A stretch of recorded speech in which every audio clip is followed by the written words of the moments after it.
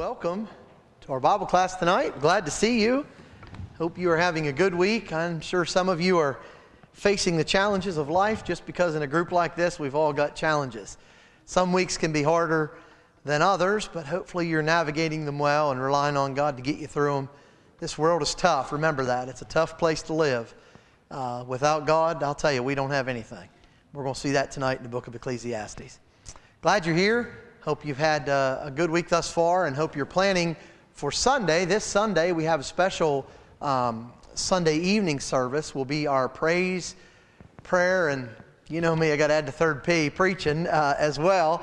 Sam has trained our young men 1 week and they are going to be doing that on Sunday night. So we'll have our Sunday night praise, prayer, and preaching in here at 6 o'clock from 6 to 6:30, and then about that time, somewhere in that time frame, we'll go down and have our fellowship, which is appetizers and desserts, and there is a sign-up sheet back there for you to sign up. Put your name and what you're bringing, and if you've not been involved in our Sunday nights, we encourage you to do it. It's a really great time. We've been enjoying it. I know everybody that's been there has really enjoyed it. We've had a really good time. Last week, I thought was exceptional. We had a good class on Revelation, and I know Sam had a great class for the men. I heard at least one of my young men that were here really enjoyed it, Sam, and is looking forward to the rest of it. And he brought a notebook home. I love that. So very much so, we'll be working with him and looking forward to you helping all of our men, actually. So if you're not a part of that, we want to encourage you to be that. Alice Bibler, that is Dan Clement's mother.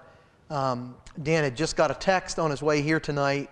She fell just a little bit ago, and they're not exactly sure yet, but it looks like she might have broken her hip. So continue to keep that family in our prayers. She's going through a lot. She lost her husband just a little bit ago. She's coming out of COVID, had COVID and coming out of it, and now this. Had a bunch of mini strokes and was falling, and now fell again. So she's going through a trial there, and I'm sure that's hard on Dan as well when your mother's not right next to you and you can't see her. It's hard to hear that news and not be with her. So let's continue to keep them all in our prayers. Yes?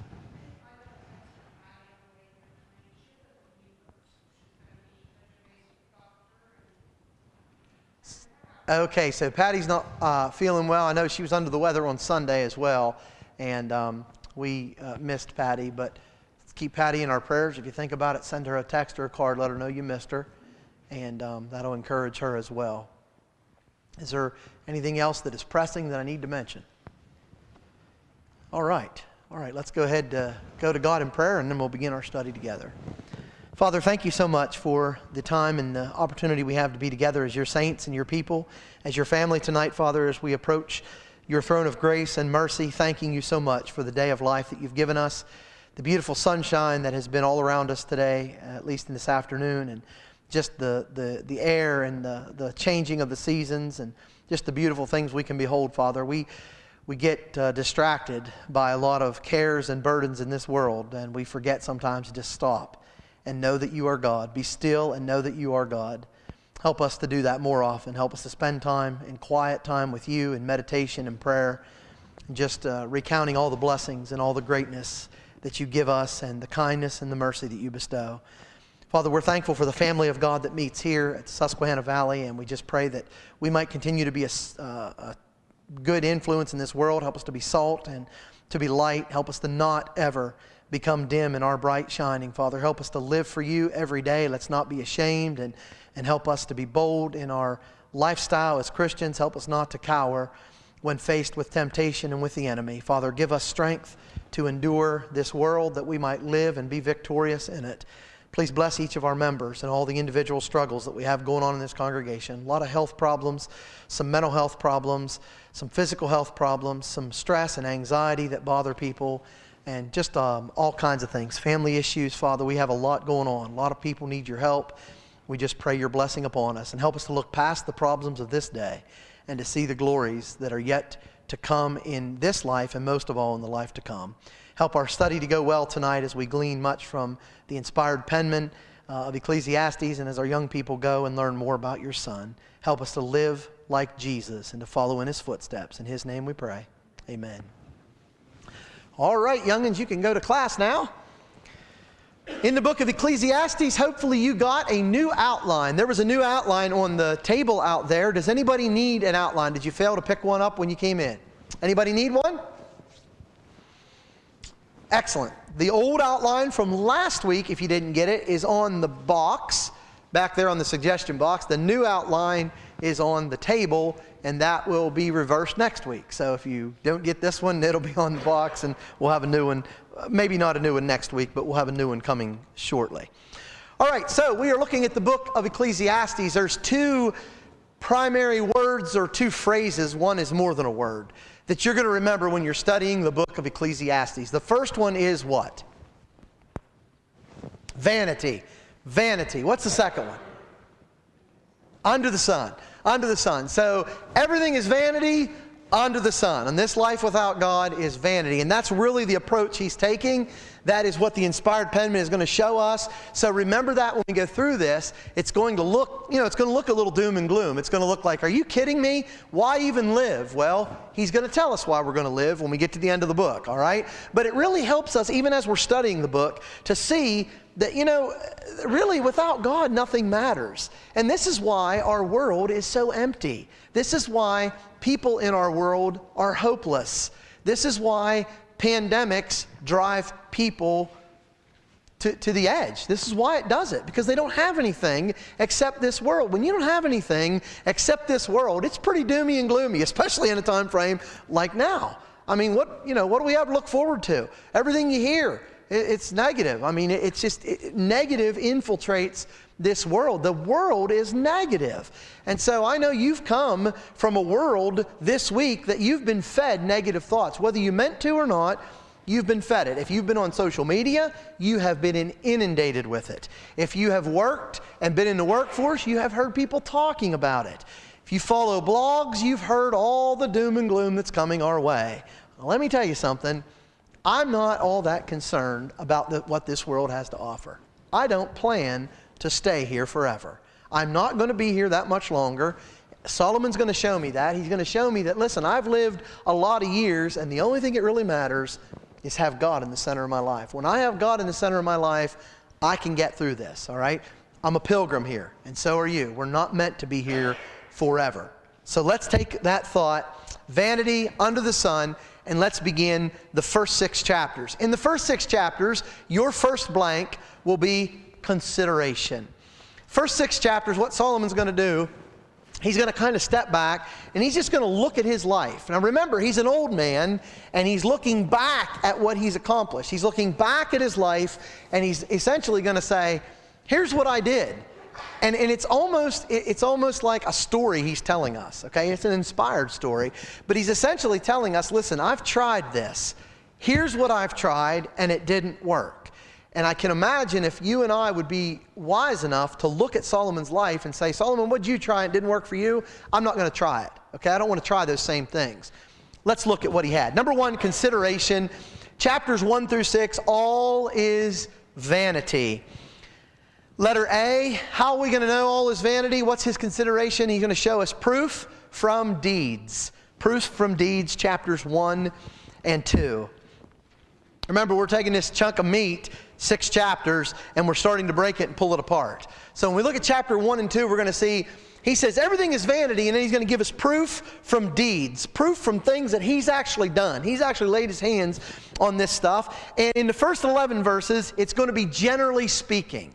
Okay? First 11 verses, generally speaking. Let's look at it. The words of the preacher, the son of David, king in Jerusalem. Let me go to the right Bible. I'm reading out of the old King James, and I got my New American Standard here, so I will read that one. I think it reads the same in the first verse. The words of the preacher, the son of David, king in Jerusalem.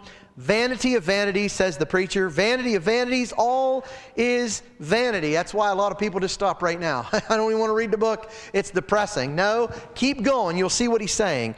What advantage does a man have in all his work which he does under the sun? There it is. Underline that, underscore that, under the sun. A generation goes, a generation comes, but the earth remains forever. Also the sun rises and the sun sets, and hastening to its place, it rises there again, blowing toward the south, then turning toward the north. The wind continues swirling along, and on its circular courses the wind returns. All the rivers flow into the sea, yet the sea is not full to the place where the rivers flow.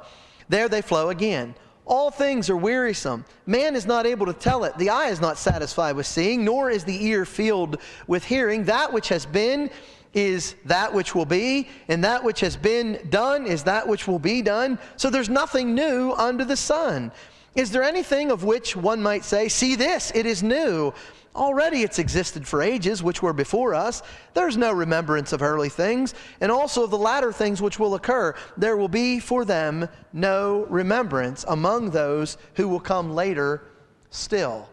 Now, first 11 verses, what he's doing is he's speaking generally. He's saying generally, when I look at life, man, this is just ridiculous. Is that what he's saying? Absolutely. Man comes, here's the thesis of it, here's the crux of it. Man comes, man goes, but nothing really changes. Have you ever felt that way? Have you ever seen that in your life? Like nothing ever changes. It just seems like it's always the same. You climb up on top of the mountain, things are going good for a little bit, and then what? You slip off the peak. You know, either you have a health problem, or you have a mental health problem, or you have a situation in your family, you have a situation in the church, something happens, back up we come. Then you grow a little bit, you get back on the mountain, and that's depressing. That is depressing. It's like, man, I don't want to study this book. Look at what he's saying, though. Look at what he's saying. Regarding activity, verses 1 through 4. Now, in verses 1 through 4, he talks about just the different things that happen. What advantage, verse 3, does a man have doing all the work which he does under the sun? All right, I want you to think about this for a minute from Solomon's eyes, or from Solomon's standpoint, rather. Look through his eyes. He's essentially saying this: I go out and I mow my grass. Beautiful grass that I planted, I mow it. What happens next Monday? Needs mowed again. You ever feel that way? If you're in our part of the country right now, all of you in this assembly are, you know what that's like. Because the grass is still growing. We aren't getting any frost. It's still growing really good. This rain is just making it grow. I thought I'd be done by October 27th, but I'm not done yet. Come by my house, you'll see I'm not done. It needs mowed. Oh, it just keeps growing and growing and growing. You prune a fruit tree, it just needs pruned again. You do your dishes, they need done again. You take a bath. Some of you young people can relate to this. I know some of the young boys, I guarantee will relate to this. They're like, yeah, that's why we don't believe in taking baths, because you just got to take one again tomorrow. You know, you throw your clothes in there, they're dirty, and what? They're going to clean them, and then they're going to get dirty again. That's what Solomon's saying. He's saying activity-wise, it just nothing ever changes. Nothing ever changes. Now, I want you to think about this from his standpoint. He's an old man, and he's tried everything, and he's looked back through his life, and basically what he's saying is, I've wasted a lot of years. I've messed up a lot of my life because I went after things that really didn't matter. They're under the sun, and they're not worth anything. There's one thing I want to look at, notice, is verse 4. He said, a generation comes and a generation goes, but the earth remains forever. Explain to me what he means there, forever. Is the earth going to stand forever? Because that's a passage of Scripture some of my denominational friends really like to run with. What in the world is he talking about there? Mike?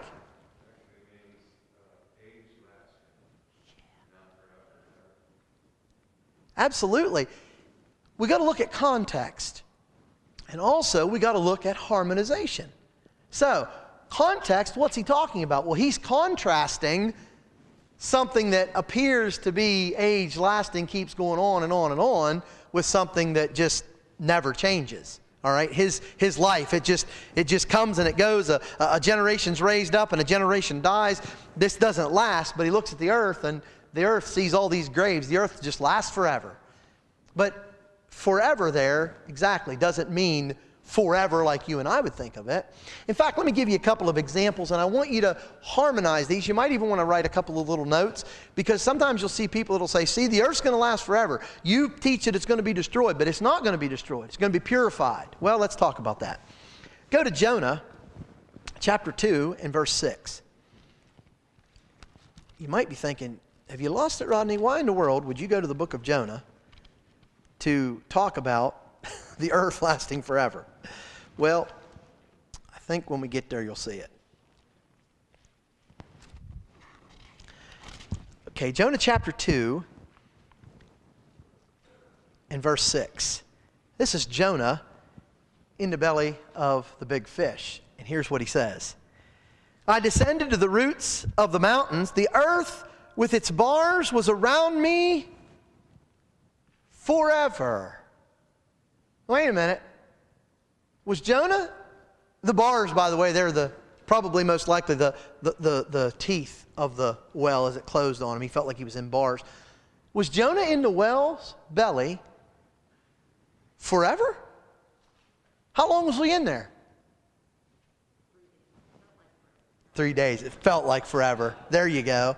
It felt like he was in it forever. You know, it's kind of like you sometimes feel during the sermon. Is this going to go on forever? You know, right? Yeah, you're awake, aren't you? No, it's not going to go on forever. I mean, it might be age lasting. You might die before I'm done, but it's not going to go on forever, is it? He's talking about it just seemed like forever. And that's what Solomon is saying here. And you might want to correlate that with 2 Peter 3, verse 10 and following, where Peter said, the earth is going to be dissolved. And I want you to notice he doesn't say purified. Sometimes people will say, it's going to last forever and it's going to be purified and it's going to be a great place to live. No, it's not. When you throw something in the trash, it does not purify it. It burns it up. It's gone. Okay? God is going to dissolve this earth one day. So Solomon's not saying this earth's going to last forever. That's not what he's teaching there. It's not a theological doctrine. He's simply looking back, and it's wisdom literature. And he's teaching us that while it seems like the earth just goes on and on and on, these generations die. People aren't here forever. It's like, man, who was here 150 years ago? This building wasn't here. So who taught Bible class 150 years ago, Wednesday night, April the 3rd, 1900, and I don't remember? Who taught Bible class then? Nobody knows. Where'd he live? Nobody knows. Why? Because a generation rises and a generation dies. And you know what? 150 years from now, somebody could ask the same question. Who was in that Bible class that night, Wednesday night? Who was in there? Nobody will know. There won't be a record probably kept. Nobody will even know. Rodney who? Who was he? Are you kidding me? Yeah, because a generation rises and a generation falls. So Solomon's saying, so you go out and you do all these great things with your life, and what does it really matter? Okay? Now, let me say this. The only thing that matters is what we're doing here tonight. It's the only thing that's eternal. That's it.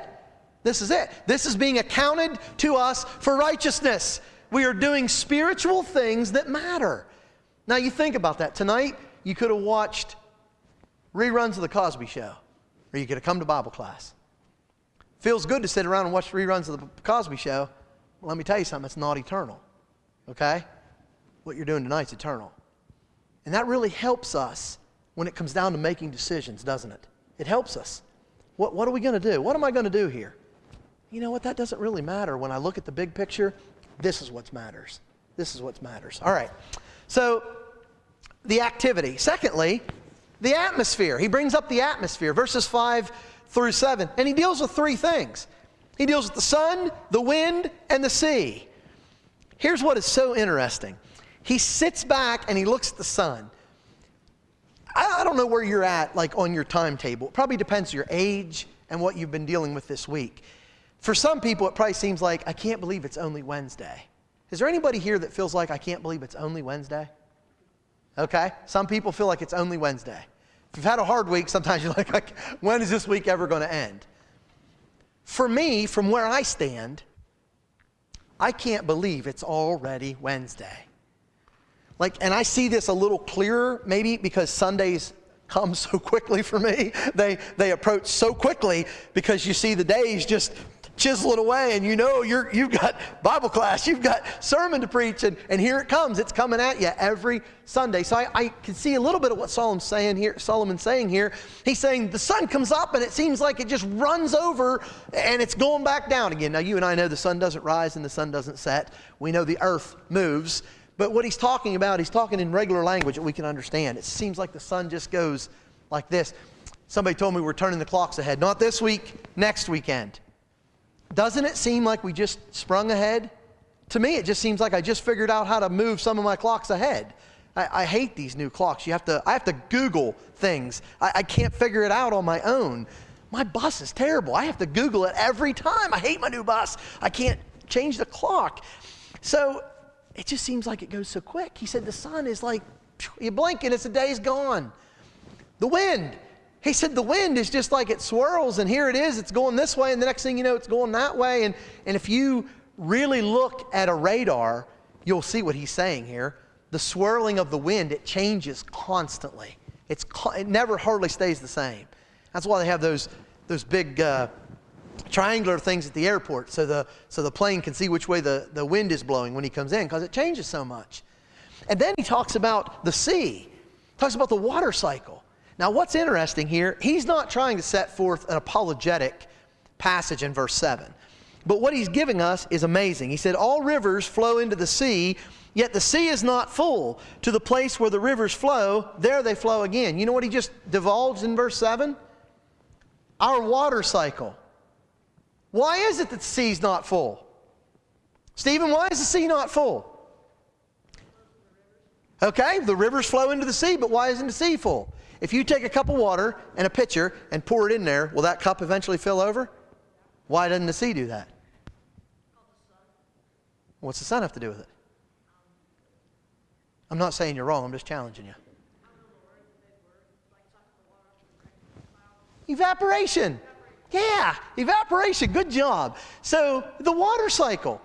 Now here's what's neat. While we're here in verse 7, you got to make this note, all right? It wasn't until the 17th century that we learned what Solomon said here was true. We're so smart, aren't we? 17th century, we finally figured it out. Wait a minute. That's true. The water flows into the sea, and then the water gets sucked back up into the clouds, and then it rains, and it goes back again. It's called our water cycle. Should be, I don't know if it is now or not, should be taught in every science class in America.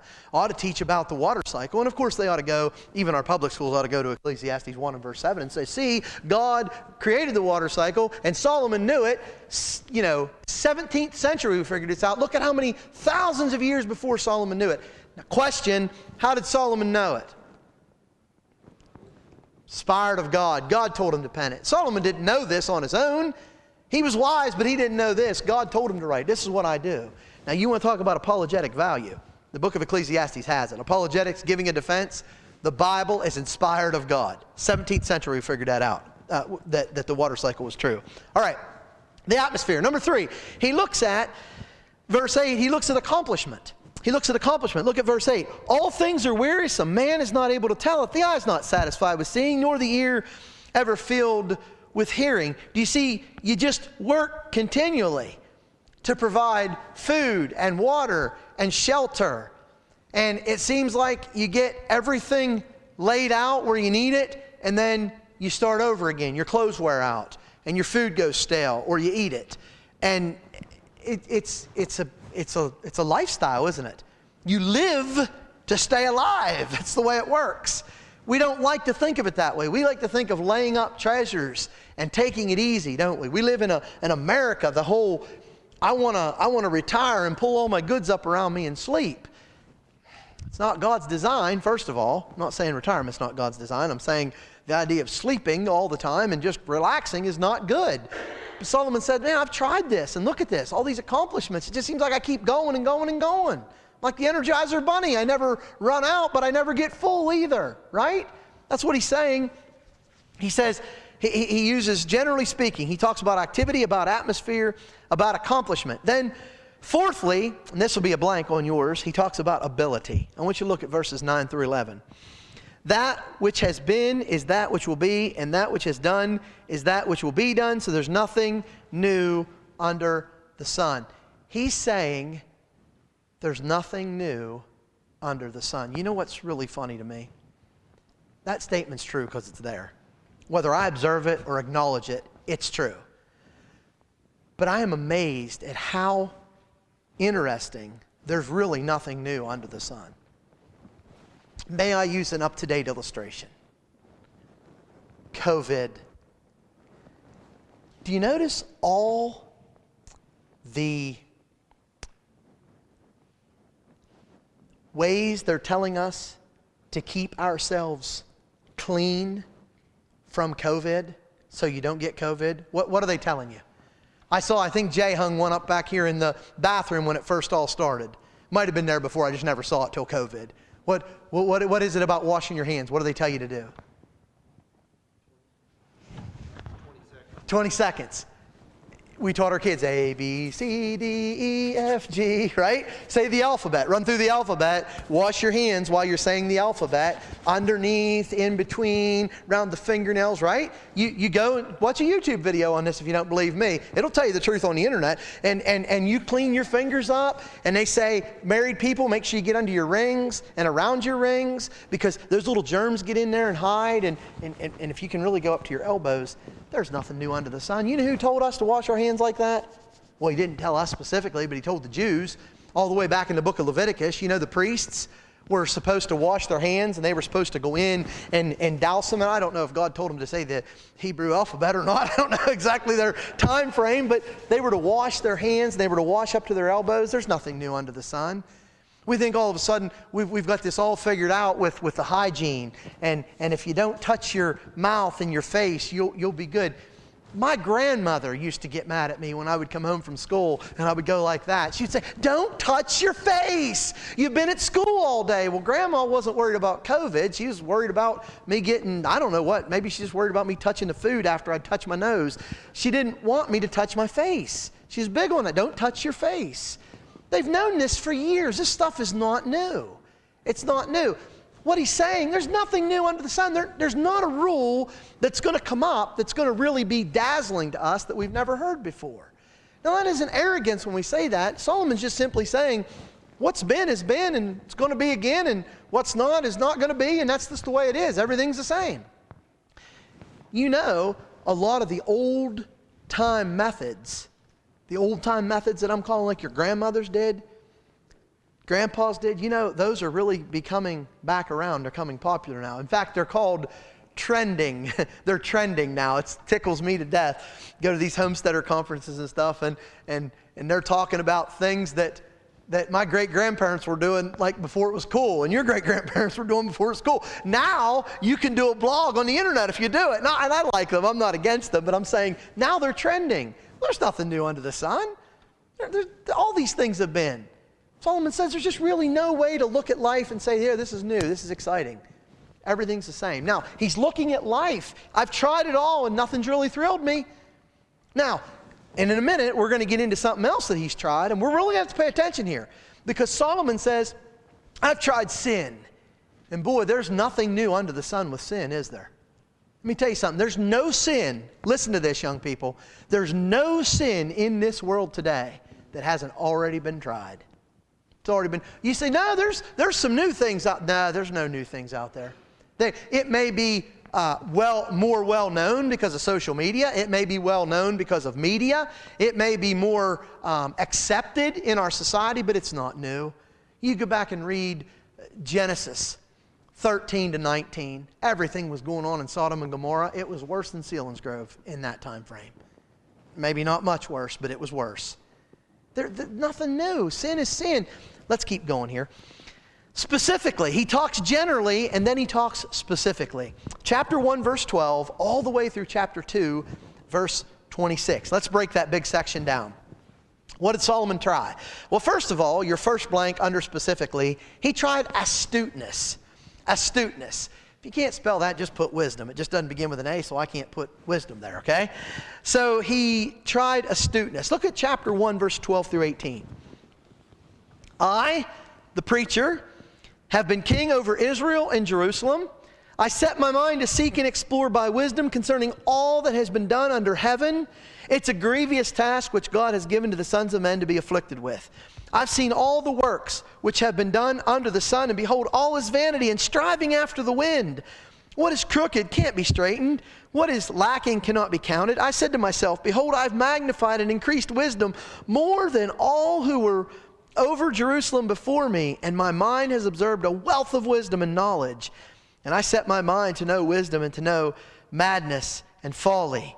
I realize that this is also striving after the wind, because in much wisdom there's much grief, and increasing knowledge results in increasing pain. What's he talking about? The wisdom.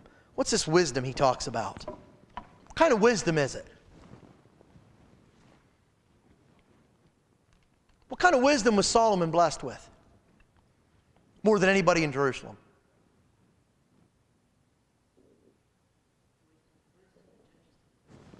Yeah. Much of it, Solomon had a vast storehouse of knowledge. He had some insights into things that people would long to have. But he also had a lot of just worldly wisdom. And by worldly wisdom, I just mean some common sense things that God gave him. For example, two ladies come to him one time and they say, hey, you know what? One of our babies died in the middle of the night and this one is mine. And the other one said, no, this baby that's living is mine. And they're going back and forth. And how do you figure that out? Solomon's like, I can't do a DNA test. What do I do? So you think about what he did. He says, I'll tell you what we do. We just take a sword, we split them in half, give you half, and give the other one half, and that'll solve the problem. And of course, the woman whose child it really was did not want to see that to happen. And so she stepped up and said, no, don't do that. Please don't do that. He said, all right, problem solved. The baby's yours. The other one loses. That's wisdom. That's worldly wisdom. Now, when I talk about worldly wisdom, I just talk about common sense. Who would ever thought of that? I love that story because that's the way to deal with it, right? That's a great way to handle a problem. Solomon had that insight. But he said, even in all that, it brought a bunch of grief to me. Now, can you imagine Solomon's agenda for the day? A man of that kind of wisdom in Jerusalem. Can you imagine his agenda for that day? The more wisdom I get, the more grief I have. Why? Because I have all these problems to fix now. Everybody wants their problems fixed. He was human. Do you suppose that got tiring for him? I've got my own problems. You do, Solomon. You have 1,000 wives to take care of. You've got your own problems. It just became very burdensome for him. You know, sometimes blessings can be a burden, can't they? We look at something and we think, man, I wish I had that. But then when you get it, you're kind of like, that wasn't quite as good as I thought it was going to be. I kind of almost wish I didn't have that. That's almost what he's saying here. It's not really something that really want to go after. Now, what I want you to do is I want you to go to 1 Kings. And you can parallel these verses. 1 Kings chapter 3.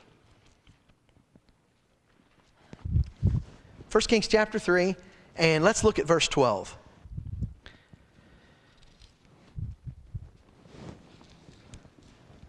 Solomon said he had wisdom above everybody in Jerusalem that came before him and anybody that would come after him. Is that true?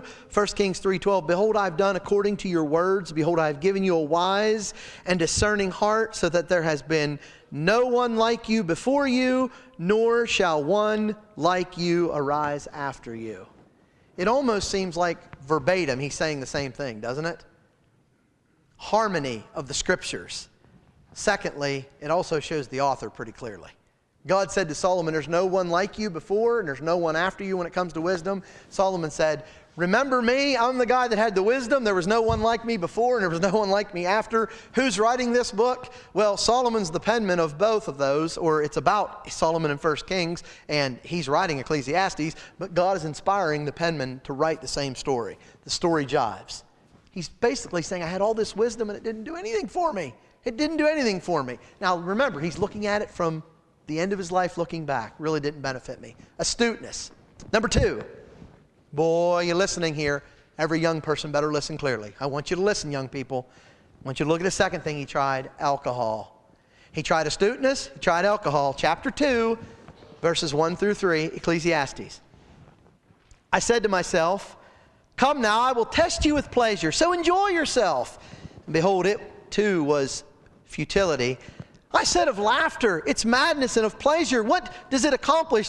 I explored with my mind how to stimulate my body with wine while my mind was guiding me wisely, and how to take hold of folly until I could see what good there is for the sons of men to do under heaven the few years of their lives. Now, I want you to notice what he said he was doing here. He said, I'm wise, I'm really got a lot of wisdom here. So what I did was I took alcohol, and I thought I'd be smarter than the alcohol. And I thought I'd take enough of it to stimulate my body, but essentially where my wisdom would still be working. How'd that work out for you, Solomon? Can you beat alcohol at its own game? Tell me, when exactly does alcohol become too much for you where your wisdom leaves you? At what fluid ounces can I drink 2 beers? Can I drink 2 beers and a glass of wine and still have my faculties about me, but be a little bit more relaxed? Have you ever known somebody, maybe you were there at one time, have you ever known somebody that wanted to come home from work and relax a little bit with alcohol? What ends up happening? They always stop at 1, they never drink 2, they never become addicted to it. You know that's a joke, don't you? You know it's not a joke because it's true. It would be a joke if it wasn't true and weren't so sad. That's not how things work. That's not how alcohol works. The eye is never satisfied with seeing. The ear is never satisfied with hearing. Guess what? The taste buds are never satisfied with alcohol. Now, you young people, listen to me. You say, I'm not going to be one of those people. All right? I'm going to use it to relax. I'm going to use it to socially drink, and it's okay. It's not going to be a big deal. I wish you could meet some of the people I've met and ask them if that's how they started out. And I will guarantee you almost every one of them would say, that's how I started out. So your plan was to become an alcoholic and become addicted to this stuff. No. No one has ever planned to become so addicted that they need rehab to get away from it. Something else you need to know, young people, about this while we're on this subject. Once you become addicted to alcohol, are you listening? Once you become addicted to alcohol, it never leaves you. Never. That's the truth of the matter. And if you don't believe me and you don't believe the Word of God, go ask people who are addicted to the stuff. Now, I'm not saying they can't kick it, but when they have been addicted to it, what they'll tell you is, I've been dry for X number of months or X number of years. Why can't you just say you're dry? Because I know that at any point I could relapse. Alcohol specifically, drugs are the same way. Now, this is the truth of it. Solomon said, I had so much money I could buy any booze I wanted. I tried it, and I'm telling you, it's madness, it's folly, it's ridiculous. That's what he said. An old man inspired by God. So if you don't believe me, please believe this man. He knows what he's talking about. He's tried it. Number next, achievements. Verses 4 through 10. Achievements. Look at this now. Watch this. He worked himself to the bone. I enlarged my works. I built houses for myself. I planted vineyards for myself. I made gardens and parks for myself. I planted in them all kinds of fruit trees. I made ponds of water for myself from which to irrigate the forest of growing trees. I bought male and female slaves. I had home-born slaves, also possessed flocks and herds larger than all who preceded me in Jerusalem. Also, I collected for myself silver and gold and the treasure of kings and provinces. I provided for myself male and female singers and the pleasures of men, many concubines, many extramarital sex partners. That's exactly what that is. Those are sex slaves. Then I became great and increased more than all who preceded me in Jerusalem. My wisdom also stood by me. All that my eyes desired, I didn't refuse them. I did not withhold my heart from any pleasure. For my heart was pleased because of all of my labor. And this was a reward for all my labor. He said, I'm telling you, I've done it all. I had big, huge houses and vineyards, and I had women. You young men, listen to this. I had any woman I wanted on any given day. And I had as many as I wanted. And they were beautiful. Whatever my eyes beheld, I didn't hold it back. I said, you don't understand, man. This is one time I get to live, and I'm going to enjoy it. I have money, and I have influence, and I'm going to have all the women I can have. And you know what? After 700 women and 700 wives, 300 concubines, guess how satisfied Solomon still was? He wasn't. He wasn't. If I could just have one more. And that's exactly how vice and sin always work. Always. It doesn't matter if it's alcohol, drugs, illicit sex, it doesn't matter. It's always a little bit more. You listening to me? If you're here tonight and you've ever had a problem with pornography, or you do have a problem with pornography, tell me you can't stop at one look because it's addictive. I didn't withhold anything from my eyes. Is he specifically talking about pornography there? No, I don't think he is. But is it applicable? Absolutely. Ask anybody that's addicted to the garbage. Once you see it, you can't unsee it. And once you see it, you want to see more. And that's true of anybody in this assembly or anybody in the world. Now, the world won't tell you that. The devil will never tell you that. He says, just look at it for a little bit. It's not going to hurt anything. Little bit won't hurt you. Until a little bit gets a little bit more. And by the way, a little bit will hurt you. And then a little bit, and a little bit, and a little bit. I got one brewing on the back burner on pornography. I'm going to preach a sermon on it. Because it's one of the vices of sin in the church that affects Christians more than maybe any other sin. Because it's called the sin of secret. People can view it today and nobody knows it. Solomon said, I didn't hold anything from my body. I didn't hold anything from my eyes. Anything I wanted, I got. And it still didn't fulfill me.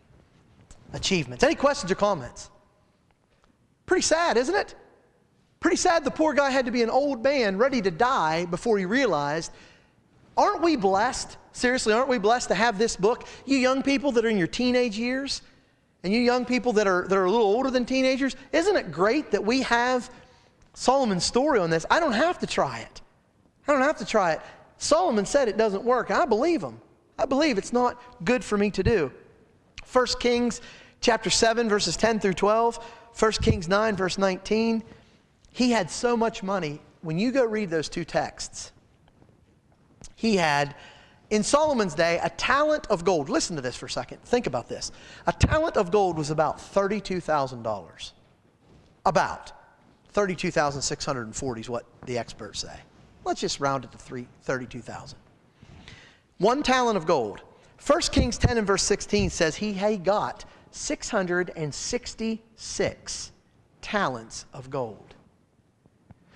Don't worry, I didn't do the math in my head. I did it on my computer, my calculator, real quickly.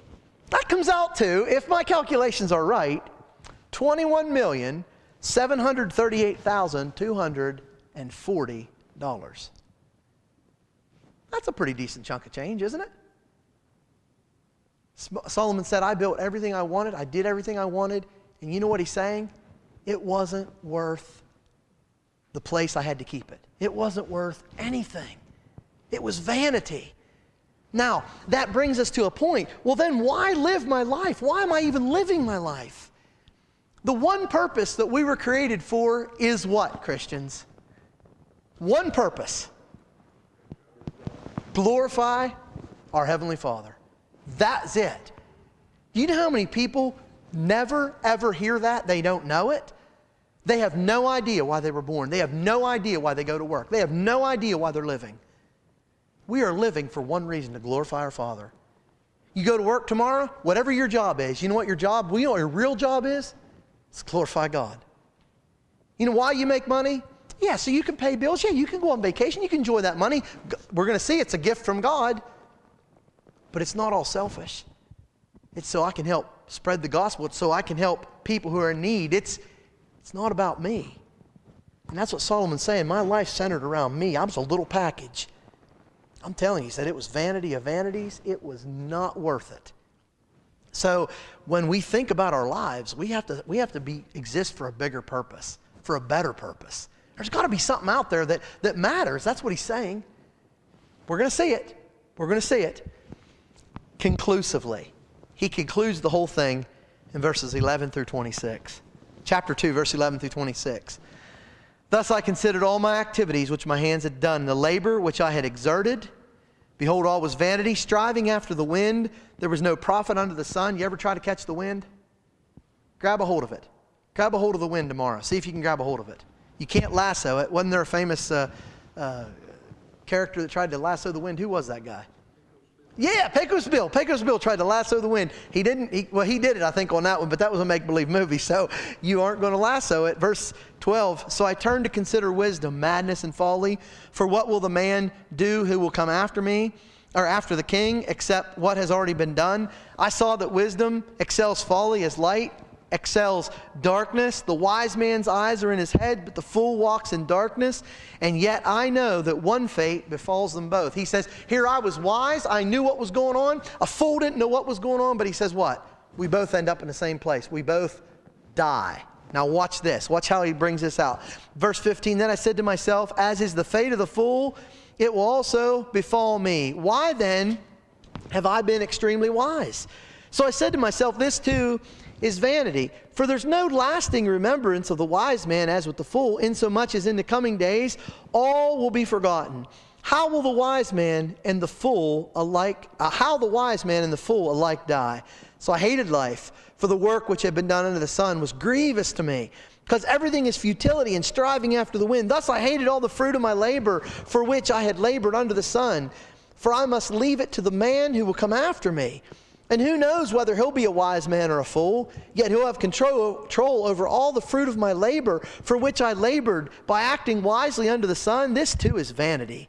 Therefore I completely despised all the fruit of my labor, for which I had labored under the sun.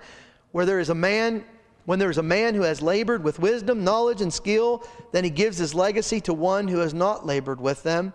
This too is vanity and a great evil. For what does a man get in all his labor and his striving with which he labors under the sun? Because all his days his task is painful and grievous. Even at night his mind does not rest. This too is vanity. There's nothing better than for a man to eat and drink and tell himself that his labor is good. This I have also seen, that it's from the hand of God. For who can eat, who can have enjoyment without him?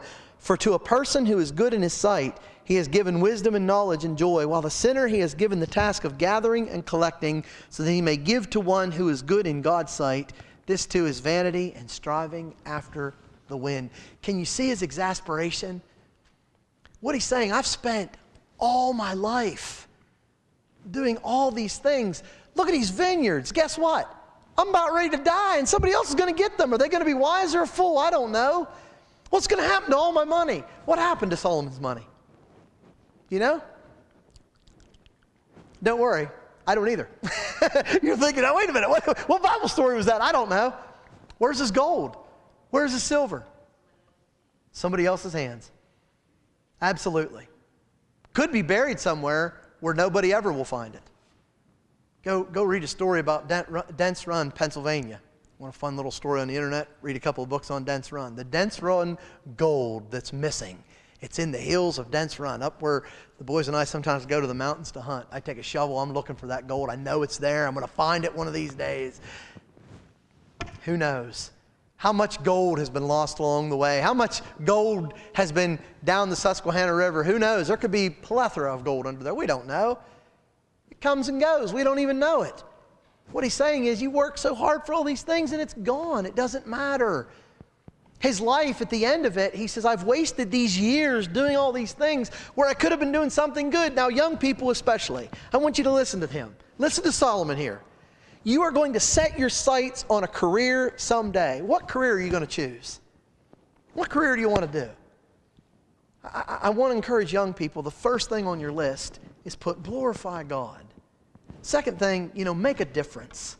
Make a difference in what you do. Pick a career where you can really make a difference. You have an opportunity to hear Solomon's words before you're an old person looking back. You can make a difference with your life. And that's what Solomon's saying. He's not saying don't work. He's not saying don't enjoy the things God gave us. In fact, he said it's a gift from God. But he's saying make sure you do something that matters. And you know this about history. There are people you read of. What did they do? They took something very insignificant and they did something very great with it. You probably think of some names, don't you, in history. There are other names you have no idea who they are. Why? They might have been the richest people in the world, but they didn't do really anything great. Oh, they made a bunch of money. They had lots of property. They didn't do anything great. You don't know their names. You don't know where they lived. You don't know their legacy, because that stuff doesn't really matter. It's vanity. Vanity. All is vanity under the sun. So our lives only matter then when I do what? Glorify God. You remember what Paul said in 1 Corinthians 10? I think about verse 31. Whether we eat or whether we drink, whatever we do, do it to the glory of God. It almost seems like Paul was echoing what Solomon was saying. Use your talents and your life to glorify God, because that's all that really matters. All right. Looks like we are about done with time. That's a great place to stop. We will start chapter 3 next week. We'll try to get chapters 3 through 6. And so pick up with letter B next week. Bring your outline back. We will pick up with that one, and we will continue through this. Are there any questions or comments? Anything anybody would like to add to that? How about you older folks that are over the age of 20? Does life fly by pretty fast? Does it matter how you spend your days? Mike? What's that? And it seems like the older you get, the faster it flies by. One of these days, we're going to face God in judgment. Let me tell you the questions He won't ask. What was your job? What'd you do? How much did you make? How much did you own? What kind of car did you drive? Rodney, how'd you keep it clean? He won't even ask me that question. He'll simply say, what did you do for my kingdom? How did you obey my word? Let's make sure we do the right thing with what we've been given. Time is a blessing. Our lives on this earth are a blessing if we use it for the right things. Thanks for coming to class tonight. We'll pick up at chapter 3 next week.